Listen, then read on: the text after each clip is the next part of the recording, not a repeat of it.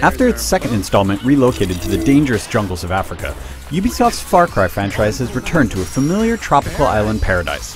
However, this time around, taking a page from stellar TV shows like Breaking Bad, Far Cry 3 focuses in on the depraved, larger-than-life characters that inhabit this seemingly tranquil setting. You're Jason, an average guy looking for an ordinary vacation, until he and his friends find themselves stranded on an island that's anything but ordinary.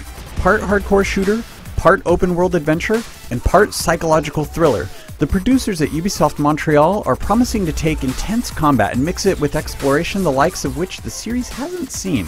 The game's designers are building gameplay around the colorful cast of characters rather than repeating simple, routine, shoot-'em-up encounters. That means if you run across the twisted, aggressive Voss, the memorable villain that made his debut at E3 2011, expect to face overwhelming odds and an intense firefight. But what if you need something from the delightfully vacuous Dr. Earnhardt? Part genius, part drug addict, the island's resident health expert might be willing to help you, but only if you can fuel his desires by acquiring a rare psychedelic mushroom.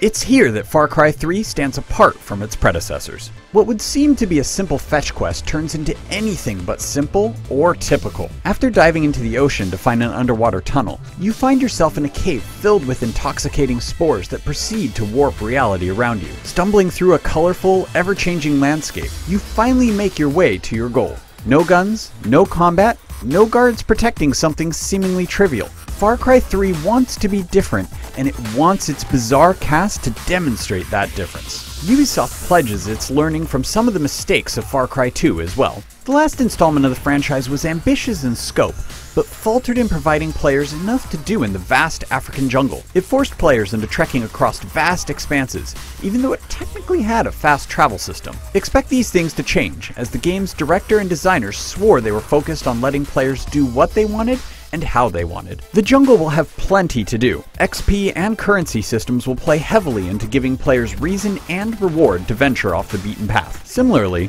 Far Cry 3 will have some sort of yet-to-be-named system that will result in changes to the world. Taking the fight to Voss and his henchmen will mean his power and presence in the world decreases. Lastly, quick travel is another focus of the designers.